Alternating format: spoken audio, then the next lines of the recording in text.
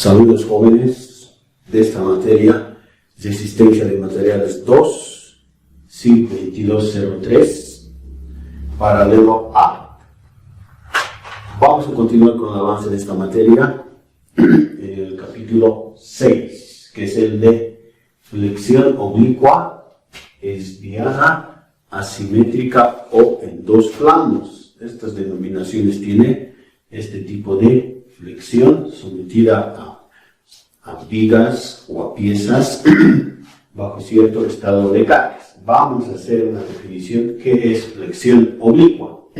Pero antes, tenemos que ver qué son los ejes principales de inercia. ¿Qué son ejes principales de inercia? Porque de eso se va a tratar. Este es un tema ya más avanzado que la flexión recta que habíamos visto en anteriores capítulos. Entonces, ejes principales de inercia. ¿Qué características tienen? ¿Cuáles son sus características? Sus características de estos ejes principales de inercia. Las siguientes. Que el producto de inercia de una sección transversal de viga o pieza respecto a estos ejes Z y E es igual a 0. El producto de inercia es igual a 0. Se puede calcular si se tuviera dimensiones de estas secciones. Otra característica. Proveen estos ejes momentos de inercia extremos, momento de inercia mínimo, momento de inercia máximo.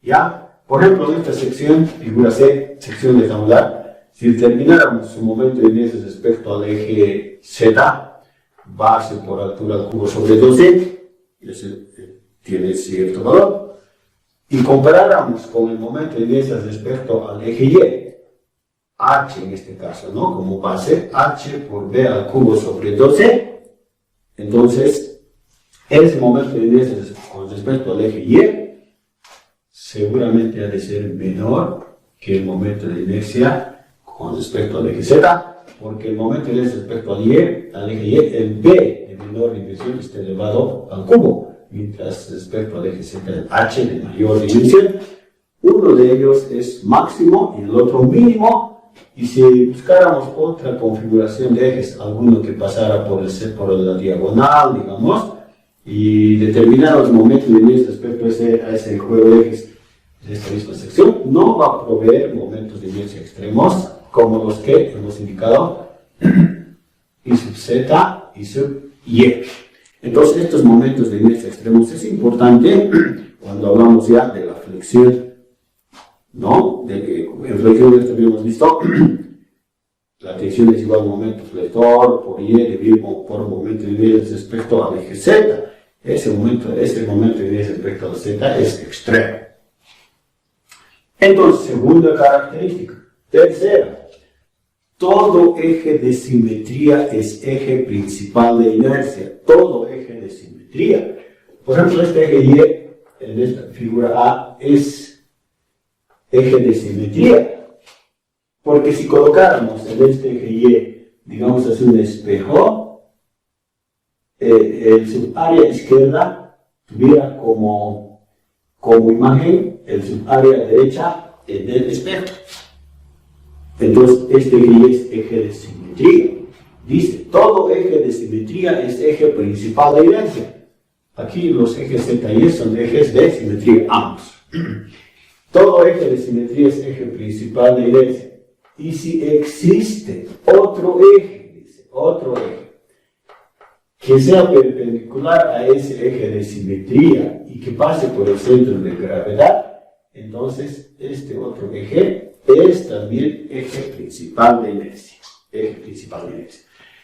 Entonces, el eje de simetría es eje principal de inercia y aquel otro perpendicular al eje de simetría es también eje principal de inercia. Entonces, el producto de inercia respecto a estos ejes va a ser igual a 0. Ahora, no todas las secciones tienen ejes de simetría, no todas tienen ejes de simetría. Dice aquí, no todas las secciones tienen ejes de simetría. pero sí, todas tienen ejes principales de inercia, todas. Por ejemplo, esta sección, ya en Z, tiene sus ejes principales aproximadamente en estas direcciones, si determináramos estos ejes principales de inercia contando con las dimensiones de su geometría. Más aproximadamente estas direcciones van a tener los ejes principales de inercia. Pero ninguno de estos ejes es eje de simetría. O sea, no necesariamente un eje de simetría es un eje principal de inercia, no necesariamente es eje de simetría. Entonces, con esto hemos definido qué son ejes principales de inercia. 5 características. Suele entrar en los exámenes jóvenes estos aspectos teóricos. Ya estamos incidiendo cada vez más en los 2 a 3 últimos semestres en preguntas de teoría. Y ya es más, estamos pensando en aplicar todo un examen parcial de teoría. ¿Por qué? Porque nos hemos dado cuenta que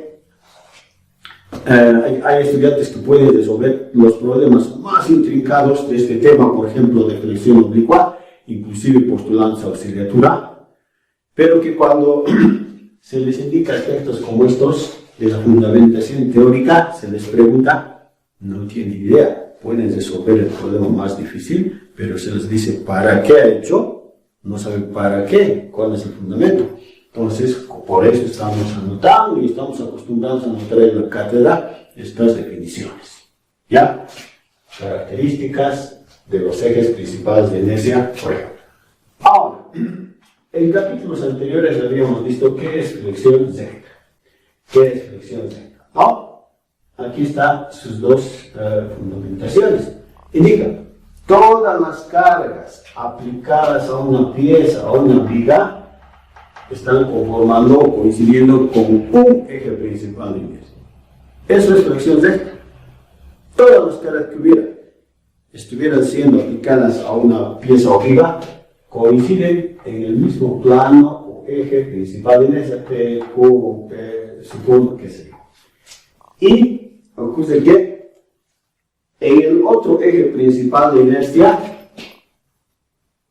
está el eje neutro. En el otro eje principal de inercia. ¿Y qué es el eje neutro? Ustedes mismos preguntarán. Es pues aquel eje donde las tensiones son nulas. Las tensiones normales son nulas. ¿Ya? Porque a partir del eje neutro, las fibras más extremas, las tensiones van aumentando. Aquí podría haber, digamos, tensión máxima, tensión mínima. Eso es el eje neutro. Entonces, estas dos situaciones se presentan en la flexión delta que habíamos visto en anteriores capítulos. Pero ahora ya estamos entrando a la flexión oblicua. Que el caso más corriente de esta flexión oblicua es las viguetas de techo, pero las cubiertas, los techos, que tienen su pendiente porque se tiene que dar tal para que el agua al caer pueda drenar por las cubiertas. Entonces, pues, supuestamente, por aquí viene cada mina, digamos, ¿no? Que está siendo sustentada por estas viguetas o correas de techo. Entonces, como tiene su pendiente una cubierta, sea de calamina o de teja, para el drenaje pluvial, entonces las viguetas apoyadas sobre las celdas, por ejemplo, están sustentando esa cubierta, calamina techo, calamina teja o cierto espesor de nieve, digamos, de nieve, ¿no? Que se considera, según la región, según un lugar de análisis. Entonces, esas cargas de calamina o teja, a su vez, también el mismo peso de la pieza de la vigueta está representada por esta carga Q. Pero esta carga Q siempre va a estar dirigida, pues, es vertical, ¿no? Es una carga vertical dirigida al centro de la tierra, teóricamente. Pero si la sección es rectangular, los ejes principales de inercia, el eje Z, el eje Y, como aquí estamos indicando, ¿no? Son ejes principales de inercia. Vamos a agregar ese dato. Z y ejes principales de inercia. En estas tres secciones. Entonces, si ustedes se fijan, las cargas aplicadas a las viguetas o correas de cubiertas no coinciden pues con estos ejes, con ninguno de ellos, están en otras direcciones. Entonces esto ha de provocar que para su análisis a la flexión tendríamos que descomponer, fíjese, ahí estará el Q sub Z, digamos, y en esta otra dirección el Q sub Y. Entonces, ¿qué va a ocurrir en la pieza, en la vigueta? Esta carga Q paralela al eje Z va a provocar cierta flexión, rotación a la sección alrededor del eje Y, es lo que va a provocar. Mientras que la carga componente Q sub Y, a su vez, que coincide, es paralelo al eje Y, va a provocar rotación a la sección alrededor del eje Z. Esto es lo que va a ocurrir. Aquí va a haber un M sub Z y aquí un M sub Y. Entonces, fíjese, la pieza va a estar sometida pues a acciones de flexión, dos flexiones serían, una alrededor del eje Y y otra alrededor del eje Z. Estamos descomponiendo. Lo que no ocurría en las flexión de que hemos visto hasta el capítulo 5, ¿no? Porque todas las cargas estaban en un solo plano de sección. Entonces, esas cargas hacían rotar a la sección alrededor del eje Z. Ahora vamos a tener ya dos flexiones Z, diríase de manera general. Entonces, aquí otra sección de pecho, otra sección de correa o vigueta, similarmente, ¿no? Aquí otra, una sección angular. Entonces, la flexión oblicua, finalmente, ¿qué definición tiene? ¿Qué es flexión oblicua? Flexión oblicua es la situación en que aquel estado de cargas que están sometiendo a flexión a una pieza óptica, alguna de ellas no está contenida en un eje principal de inercia. Alguna de ellas no está contenida en un eje principal de inercia. Eso ya provoca flexión oblicua. O también, todas las cargas están en uno de los ejes principales de inercia. Todas. Fíjese, si esta es la carga original, sustituida por estas dos componentes, esta carga está en el eje Y esta otra en el eje, esta carga está en el eje Z y esta está en el eje Y. En resumidas cuentas, flexión oblicua es, estoy definiendo, jóvenes, tienen que anotar, se puede hacer pregunta de examen. Flexión oblicua es cuando una pieza obliga estando sometida a flexión, alguna de las cargas no está contenida o no coincide con un eje principal de inercia. O todas las cargas están en uno de los ejes principales de inercia, en uno u otro eje principal de inercia. Seguimos. 6.2. Análisis general de flexión oblicua. Vamos a empezar a analizar este tipo de solicitaciones y tipo de flexión oblicua. Ya, vamos a empezar a dar ecuaciones. ¿Cómo calculamos pues estos dos efectos de la flexión? No efectos, causas de la flexión, porque son cargas que están sometidas a cargas que están sometiendo a flexión a una pieza oblicua. El análisis general denominamos cuando los ejes que se usan, ejes que usamos para resolver un problema, determinar tensiones normales en una pieza, en una viga de madera, para ver si sobrepasa su tensión admisible a la madera, digamos, ¿no? cuando los ejes que se usan no son ejes principales de inercia. O sea, nosotros usamos ciertos ejes, porque no nos dan por los ejes, nosotros nos damos. Con estos ejes voy a resolver. Si usamos, dice, ejes que no son ejes principales, estos que están de color rojo, para eso vamos a deducir la posición del eje neutro, una ecuación, y otra ecuación de tensiones normales sigma. ¿Dónde estará la posición del eje neutro? Aquí en flexión de esta fácil, porque ya está visto que si todas las caras están en uno de los ejes, el eje neutro está en el otro eje, en el eje Z, ¿no? Posición de eje neutro y tensiones, ecuaciones que sirven para determinar estas dos ecuaciones. Tenemos una sección muy general, genérica, tenemos que generalizar a partir de eso, determinar ecuaciones para todo tipo de sección, como es una sección ya concreta, ¿no? Una sección en Z, cómo aplicar estos criterios. ¿Qué vamos a tener? Esto en color verde, un momento flector que se está produciendo por efecto de ciertas cargas en esa sección, momento flector, las cargas. Aquí también, por ejemplo, en esta sección, que es una vigueta de techo por su inclinación, con referencia a la línea horizontal, digamos, ¿no? Las cargas verticales. Y estos serían ejes principales de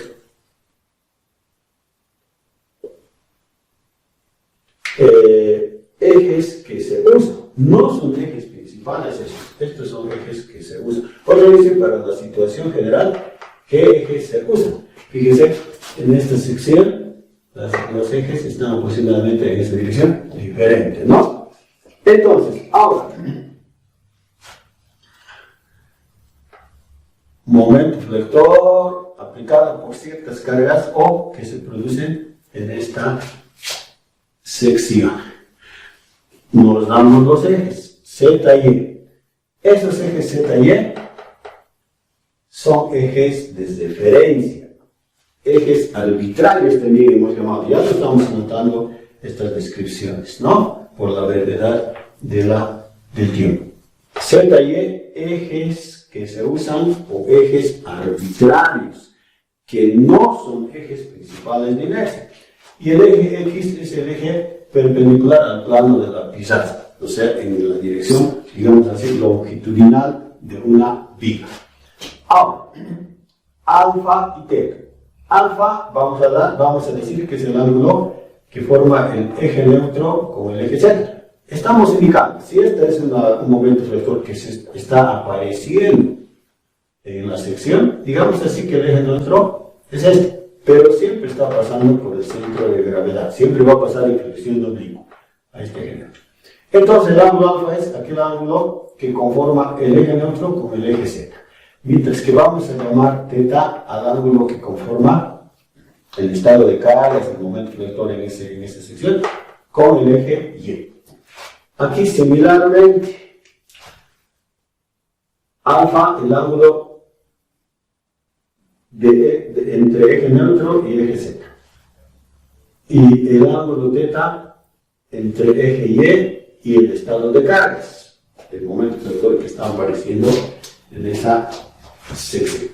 Vamos a tomar un elemento diferencial de área. Aquí, cualquier puntito de la sección, elemento diferencial de área. ¿Ya? Aquí está. Z sería la distancia o su coordenada de este elemento diferencial. Ese puntito coordenada respecto al eje Y, Z, y respecto al eje Z, Y. Z, Y. ¿No? Aquí similarmente.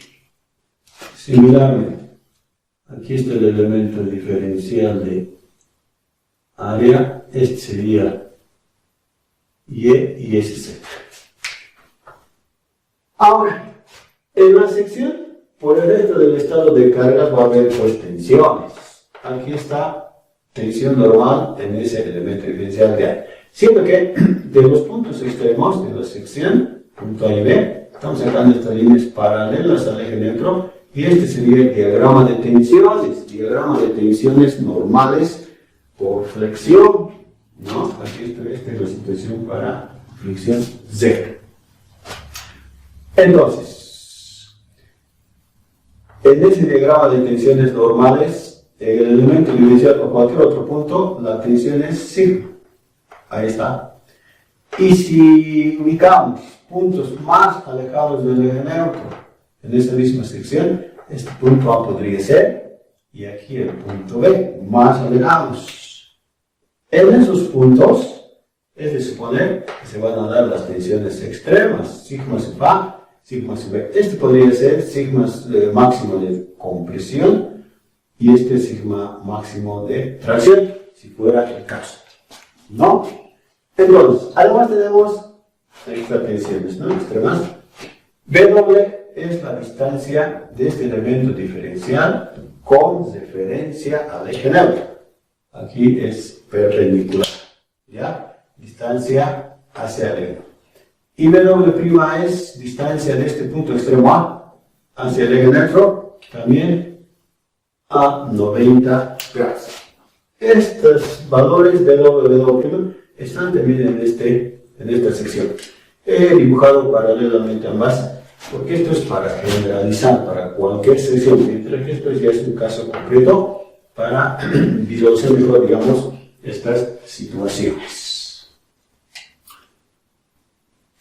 Ahora, se supone, como ya vimos en flexión recta, que las tensiones normales varían de manera proporcional con referencia al eje neutro.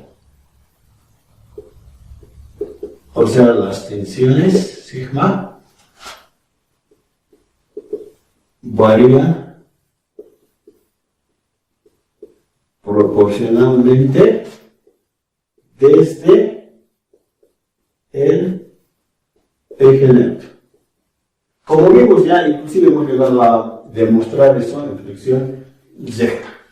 Ya, entonces en ese caso, la tensión en A, entonces, la tensión en A es AW', como la tensión en cualquier punto en el elemento diferencial es AW. Entonces, esto es una constante. Es una constante K, justamente por esa variación proporcional. Entonces, de aquí vamos a tener que la tensión había sido K por W. Ahí está. Ahora, en este análisis para determinar estas dos ecuaciones, para el análisis general, estamos planteando una hipótesis, que este análisis se va a hacer para la flexión oblicua, pero en flexión pura.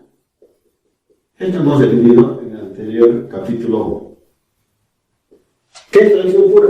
Cuando en una determinada viga, en una determinada sección, solo existen momentos flectores y no fuerzas cortantes. Estamos suponiendo eso. ¿Ya? Y que en esta sección hay solo flexión pura. Hay momento flector y no fuerza cortante. El efecto de la fuerza cortante, ¿por qué lo quitan? Me dirán, eso se puede añadir nomás a la misma sección, como vimos en corte por flexión. Entonces, en flexión pura, si hacemos sumatoria de fuerzas en dirección del eje X, el eje X es el eje perpendicular, en cada puntito diferencial de área hay fuerza normal. ¿Por qué aparece eso? Porque hay cargas sometidas a flexión a la viga. Esa fuerza normal es tensión por elemento diferencial de área. No hay otra fuerza con referencia al eje Z. Por eso volvamos a 0. Entonces, de esta ecuación 1 vamos a tener K por V del elemento diferencial de área igual a 0. Entonces, este K es V del elemento diferencial de área igual a 0. ¿Ya? Y como K no puede ser igual a 0, entonces esto dentro de la integral tendría que ser igual a 0, ¿no? Pero si integramos esto, entonces Si integramos, va a ser y por elemento diferencial de área. Si integramos, esto va a ser y por área igual a 0. Pero como área es diferente de 0, entonces y llega a ser igual a 0. El y llega a ser igual a 0. ¿Qué significa esto? Significa que en flexión recta el eje neutro pasa por el centro de gravedad.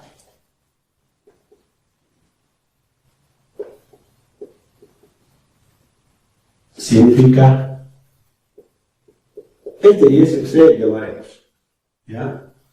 Que el eje neutro,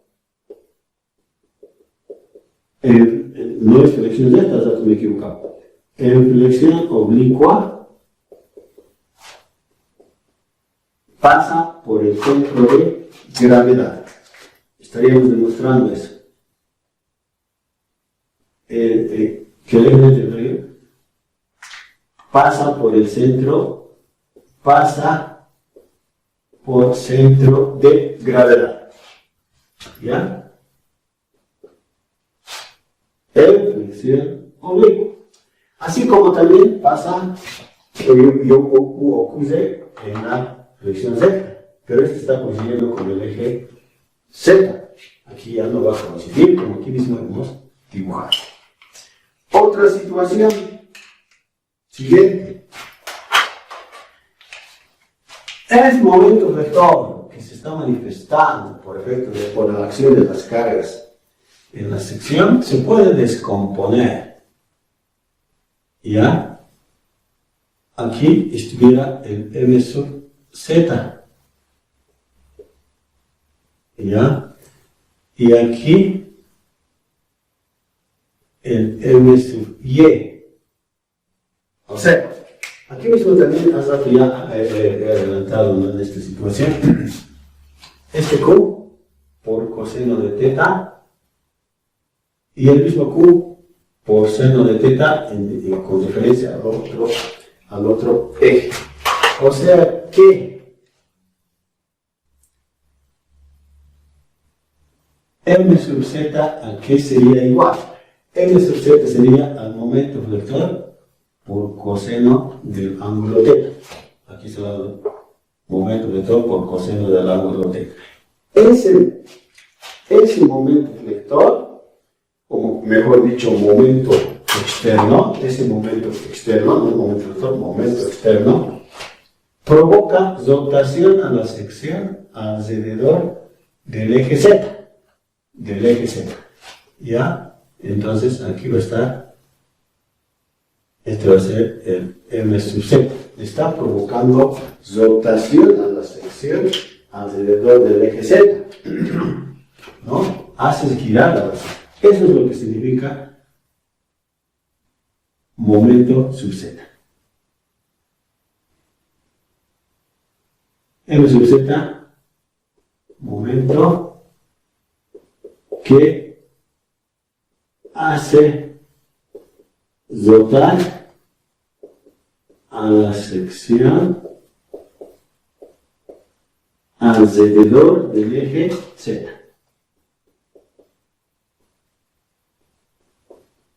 Eje Z. Mientras que el otro momento, el M sub Y, hace rotar a la sección alrededor del eje Y. Por eso se llama M sub Y. Entonces, M sub Y es M por seno. Esto es momento que hace rotar a la sección alrededor del eje Y. Hace rotar alrededor del eje Y. Ahora, la tangente del ángulo teta sería pues seno de teta coseno de teta, ¿no? O también m coseno de teta, m seno de teta. ¿Y cada cuál es? M sub y, m sub z. Entonces, la tangente del ángulo θ sería m sub y dividido por m sub z. ¿No? Eso tienen que tomar ustedes muy en cuenta.